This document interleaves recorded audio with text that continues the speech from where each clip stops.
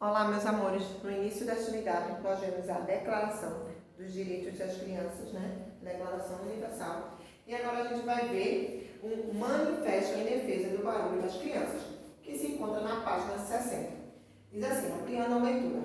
Ao ler a Declaração Universal dos Direitos da Criança, você deve ter percebido que a finalidade desse gênero de texto é por meio de uma linguagem denotativa e vocábulos específicos, expor ideias e prestar algum tipo de informação que tenha certa relevância social. Você conhece outros textos que, além de passar algum tipo de informação, divulgam e defendem ideias? Que tal ampliar o seu conhecimento a respeito dos gêneros textuais, lendo agora um manifesto? Desculpe. O manifesto, assim como a declaração, serve para popularizar uma informação. No entanto, é muito usado para expressar um posicionamento assumido, ou seja, funciona como uma possibilidade de exercício da cidadania, visto que proporciona a apresentação de pontos de vista. Desta forma, uma característica importante de um manifesto é a tentativa de buscar convencer os leitores em relação às ideias apresentadas, procurando incentivá-los a mobilizar-se em ações coletivas em defesa de uma causa. Portanto, além de informações claras, é preciso que o manifesto seja convincente e se articule em torno de uma boa argumentação. Veja que interessante o manifesto a seguir, escrito em defesa do direito das crianças de brincar e de fazer barulho. Manifesto em defesa do barulho das crianças, 4 de dezembro de 2012. O Grupo de Pesquisa Identidade e Território, GPIT, ligado à Faculdade de Arquitetura da Universidade Federal do Rio Grande do Sul, UFRGS, vem por meio deste manifestar a preocupação de seus pesquisadores no campo do planejamento urbano e regional, com a recente decisão do desembargador Carlos Marcionati, motivada por ação de uma escritora que alegou prejuízo profissional de atividades realizadas em sua residência em função do ruído produzido por criança de 18 meses a 6 anos de idade, no pátio de uma escola vizinha, localizada no bairro de Moinhos de Ventos, em Porto Alegre. A decisão vencida em primeiro grau e confirmada pelo Tribunal de Justiça do Rio Grande do Sul, TJRS, coloca algumas questões importantes e urgentes sobre as quais a sociedade brasileira precisa refletir. Nos estudos urbanos, ainda carecemos de maior volume de investigação a respeito das relações entre sons e cidade.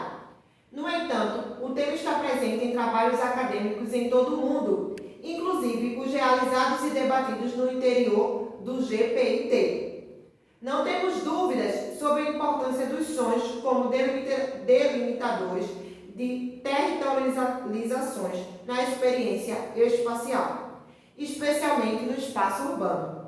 Sirenes, baladar de sino, vozeiro das mutirões ou saudosos sons dos vendedores de jornais e afiadores de facas não apenas situam um tempo e espaço, como também acabam por expressar ou mesmo regular a convivência. Logos da modernidade, o urbano é o lugar de encontro das diferenças e de convívio com imagens sonoras as mais diversas. Viver em cidade é acolher a diversidade e experimentar a diferença. Escolas são tão importantes equipamentos urbanos que articulam a vida dos bairros, orientando inclusive a escolha da moradia por famílias que desejam viver em proximidade com esses espaços.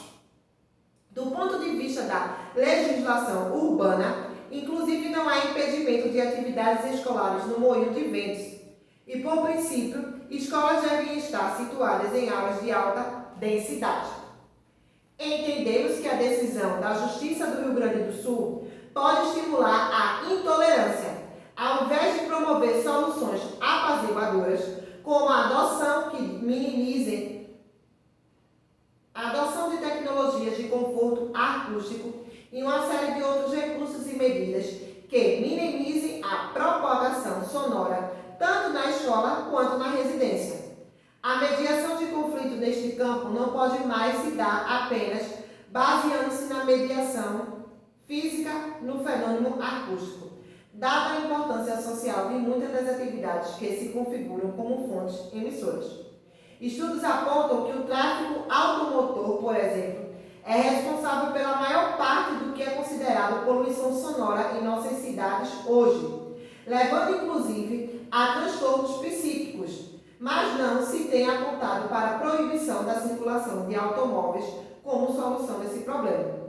No caso dos espaços reservados à vivência das crianças em nossas cidades, o que propomos aqui não é que se deixe de observar os direitos que assistem ao cidadão, mas que possamos pensar e colocar em prática alternativas que não se traduzam no distanciamento ou silenciamento de grupos ou sujeitos, pois é exatamente o relacionamento entre eles que fortalece a civilidade. Grupo de Pesquisa, Identidade e Territórios, o FRGS, disponível em Manifesto em Defesa do Barulho, acessado em 3 de janeiro de 2018. Imagine se essa mulher morasse na minha rua, que passa o carro do ovo, o carro do gás, o carro da vassoura, o carro da pizza e por aí vai. Além de ter o campo de futebol ao ar livre no córrego da Jaqueira. Jesus amado. Vamos lá. Para ampliar a leitura, vamos fazer atividade. Não é, pessoal? Então diz assim. Primeiro, o primeiro parágrafo do manifesto lido tem a função de anunciar os manifestantes e o motivo da elaboração do texto em questão. Considerando essas informações, responda as questões. Letra A. Quem são os manifestantes? Tá? Vocês vão me dizer quem são os manifestantes. Na letra B, qual foi o motivo que levou o referido grupo a escrever tal manifesto? Tá? Segundo, com a colocação, a decisão vencida em primeiro grau e confirmada pelo Tribunal de Justiça do Rio Grande do Sul, TJRS, coloca algumas questões importantes e urgentes sobre as quais a sociedade brasileira precisa refletir. Alguns argumentos são levados em defesa do barulho das crianças.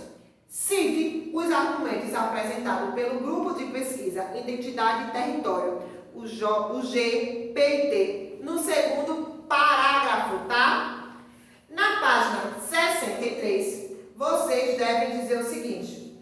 Terceiro, no último parágrafo, o grupo afirma que a decisão da Justiça do Rio Grande do Sul pode estimular a intolerância ao invés de promover soluções apaziguadoras. Qual é a justificativa apresentada para se chegar a essa conclusão? Vocês devem comentar nas linhas aí, tá? O quarto quesito diz assim: considerando algumas características pontuais do gênero manifesto, responda as questões a seguir. Letra A. Há uma tentativa de convencimento? Explique sua resposta. Letra B. Que tipo de linguagem foi utilizada? A linguagem formal ou a linguagem informal? Justifique sua resposta. Lembrando a vocês que a linguagem formal é aquela que a gente usa na academia para falar com a justiça, com o tribunal. E a linguagem informal é aquela do dia a dia, com quem a gente trata uma pessoa de familiaridade mais próxima, tá? C. Qual foi a ordem estabelecida na elaboração do manifesto, certo? Na página 64 tem assim: você no Brasil, região Nordeste, ele foi agora para o estado da Paraíba. Diz assim: nesta unidade, você teve a oportunidade de interagir por meio de leituras com a temática dos direitos das crianças e dos adolescentes no Brasil, mais intensamente da criança. Você sabia que, em nosso país, inúmeros projetos sociais são desenvolvidos em prol dos direitos das crianças e dos adolescentes?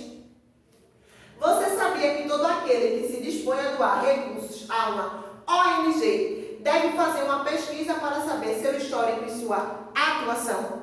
Isso é importante para entender como essa instituição trabalha para realizar objetivos sociais relacionados à saúde, à educação, à cultura ou ao meio ambiente. Muitas vezes, a principal fonte do recurso significa organização não governamentais, é a doação que recebem de dinheiro ou de serviço de voluntários. Além disso, existe também outro tipo de doação, o financiamento coletivo em plataformas virtuais. Certamente, você já ouviu falar de projetos em que grupos se uniram para, em determinada comunidade, construir moradias, oferecer atendimento de saúde, cursos e capacitações para o trabalho ou para a melhoria das condições de vida dos moradores dessa localidade. Conheça agora um projeto apoiado pela Unicef, desenvolvido no estado da Paraíba, estado localizado a leste da região nordeste do Brasil, fazendo divisa com os estados do Rio Grande do Norte ao norte, de Pernambuco ao sul, do Ceará ao oeste e com o Oceano Atlântico ao leste. O projeto é Articulação para a Construção e Implementação de Políticas de Educação da Criança e do Adolescente. Mobilização para o selo Unicef, município aprovado na Paraíba. Os parceiros são a Casa Pequeno Davi. E a proposta é: o projeto busca promover o direito à educação e à convivência familiar e comunitária de crianças e adolescentes em risco de viver em situação de rua, por meio de atividades complementares à escola. Contribui com a inclusão, permanência e sucesso escolar. Também contribui com a capacitação das famílias, a construção de projetos políticos pedagógicos nas escolas públicas e a participação nos estágios de formulação e controle de políticas, incluindo o monitoramento dos planos municipais de educação e do processo de implementação de políticas de promoção dos direitos da infância e da adolescência na Paraíba. Quem são os beneficiados com esse projeto? 400 crianças e adolescentes de 7 a 18 anos e suas famílias, 45 professores, 158 líderes comunitários, conselheiros e gestores públicos, educadores, conselheiros de direitos e tutelares de 130 municípios paraibanos, participantes da edição 2008 do selo. Quem é o contato? Ana Raquel de Oliveira, França, e o telefone. E o website é www.pequenodavi.org.br. Aí tem aí a foto, né? E tem trabalho em grupo. Só que claro que eu, Valquirinha, vou modificar esse trabalho em grupo. O que é que eu quero? O trabalho, primeiramente, vai ser feito individual, sozinho. Vale parte da nota de vocês da língua portuguesa da segunda unidade, já que estamos trabalhando o livro 2. Eu quero que vocês procurem projetos, cada um de vocês, a turma é composta por 10 alunos, vai procurar um projeto, tá? Um projeto dentro do estado de Pernambuco. E vocês vão me fazer isso aqui, dizer quem é o projeto, quem é o parceiro, qual é a proposta do projeto, o beneficiário, o contato e da onde vocês tiraram, tá? Os credenciais do projeto, tá, gente? Lembrando que essa atividade vocês devem me entregar quinta-feira que vem no ao vivo, onde eu só vou escutar e vocês vão apresentar, tá ok? Beijos e bom final de semana!